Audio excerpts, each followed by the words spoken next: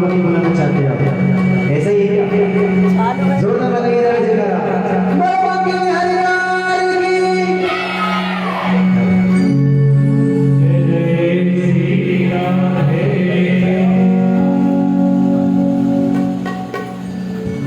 जब गौकर्ण जी ने देखा कि मेरा भाई भिखारी अपने जीवन लीला खत्म हो चुकी है, तो गयाली में गए और अपने भाई के लिए पिंड दान करके अपने घर पर आए। काफी दिन से घर पर पड़ा था, थोड़ी सी साफ सफाई करके ब्राह्मण, क्योंकि इतने दिन से कोई नहीं था, तो गौकर्ण जी ने थोड़ा सा साफ करके विश्राम करा। तो जैसे ही विश्राम करने के लिए उसी समय एक भैंसा आया, भैंसा ही ऊंट बन गया।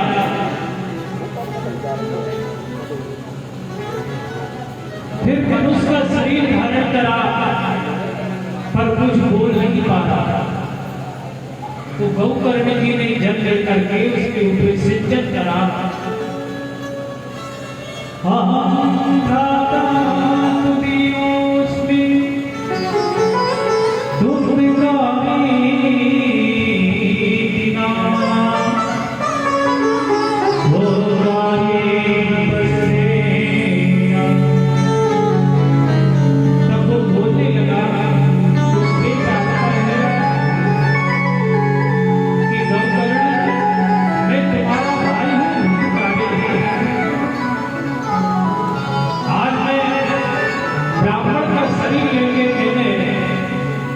उद्धार की जगह पतन की कामना करे, पर आज मैं इतना पतन हो चुका कि मैं प्रेत बन गया हूं।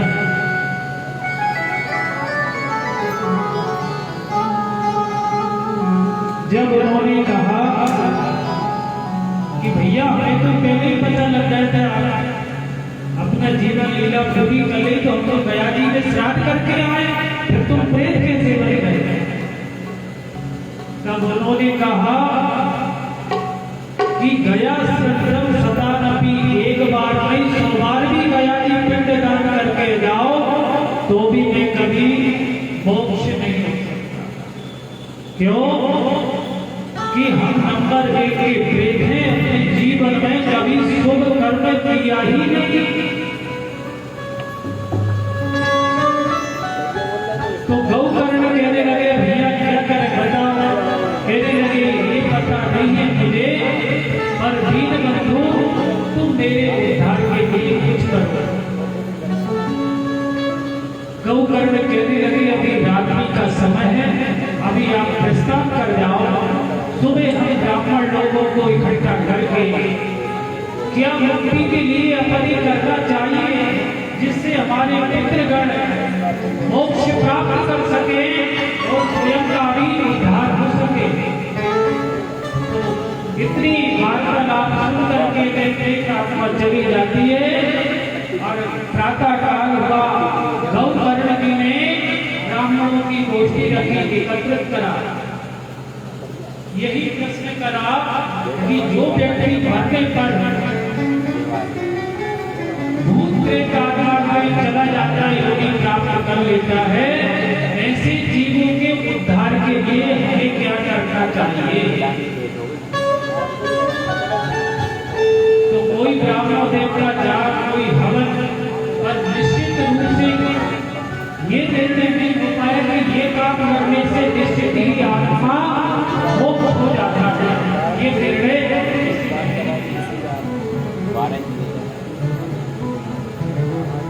तब गौकर्ण जी ने इसलिए भगवान का आभार करा।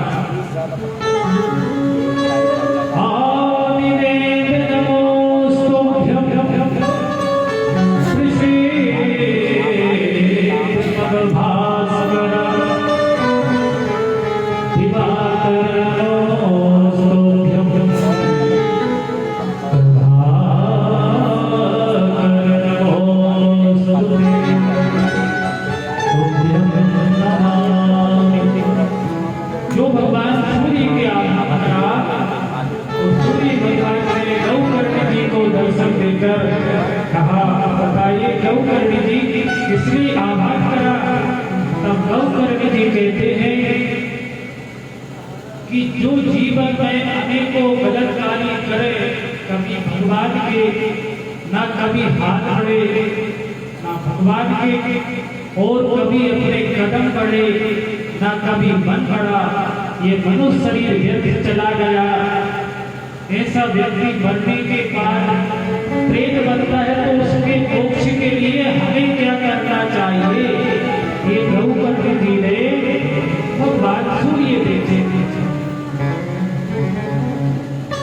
देव ने कहा, श्रीमद् भागवतम शास्त्रम कलो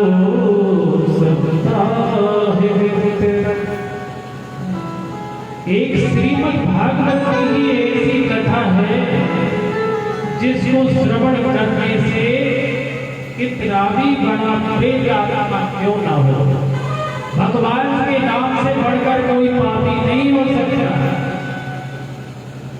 10 सालों से भी आपके घर में अंधकार है, पर दीपक जलाओगे तो प्रकाश होगा कि नहीं? कभी दीपक ये नहीं बोलता कि इस घर में बहुत दिनों का अंधकार पड़ा है, मैं नहीं जलूंगा। दीपक का काम है प्रकाश देना। इसी प्रकार भगवान के पावन नाम के आगे अपने पाप बहुत छोटे पड़ जाते हैं जब उसका अपन स्मरण करते हैं। तो श्रीमद् भागवत की जो कथा है ये हमें भक्ति, ज्ञान और वैराग्य, हमें मोक्ष और अंत में परमात्मा का मिलन, जो हमारे पितृ अनियास चले गए, जिनकी क्रियाएं नहीं हो पाई, जैसे अभी समय चला पिछला अप्रैल मई का समय था जिसमें कई अपने साथी लोग चले गए, किसी को पंडित मिल भी नहीं पाए, क्योंकि उस समय ब्राह्मण, क्योंकि उस समय तो आदमी को देखना भी आदमी ही भावना हो गई थी, तो पिंड पाठ पूजन बहुतों की नहीं हुई। जब तक अपनी पूर्ण क्रियाएं सही नहीं होंगी, हमका मोक्ष कभी प्राप्त हो ही नहीं सकता। आप कितना भी कुछ करो, पर एक श्रीमद् भागवत की कथा ऐसी है जो श्रवण करते हैं, आपके आचार्य ब्राह्मण लोग हैं, ये पाठ करते हैं, कोई भगवान का जाप करता है, उसके करने से प्रेत, भूतात्मा, प्रेतात्मा, यहाँ तक ब्रह्म राक्षस आदि का भी समन होता है। ऐसी है श्रीमद् भागवत की ये ज्ञान कथा। तब उन्होंने कहा, जब इतना सुना तो गौकर्ण जी ने सभी जगह सूचना दे दी कि श्रीमद् भागवत की कथा प्रारंभ होगी।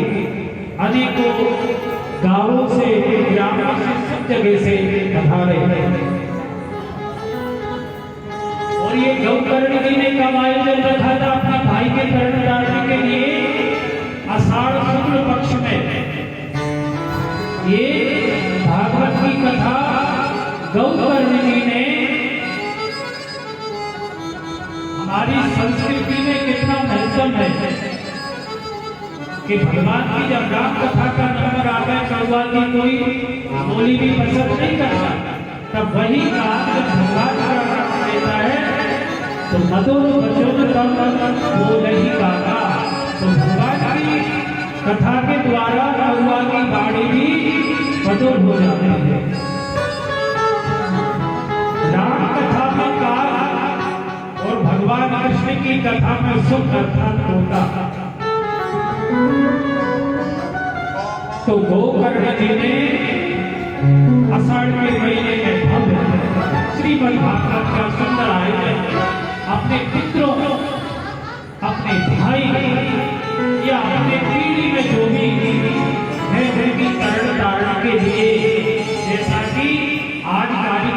आपके अपने ही नगर में ये चल रहा है।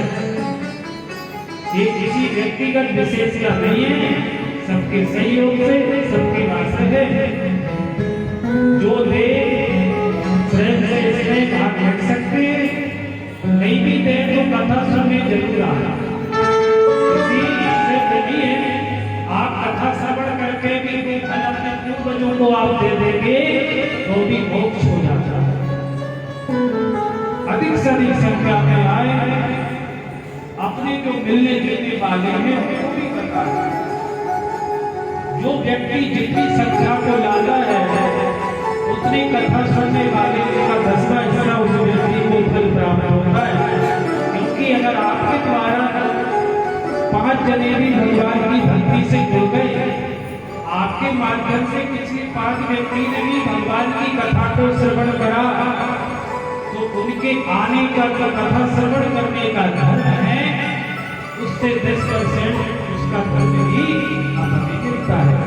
अपन भी आया, क्योंकि इस समय तो सब खाली रहते हैं, बढ़िया हम धूप करके समय बढ़िया कथा श्रवण करें, अधिक से अधिक मात्रा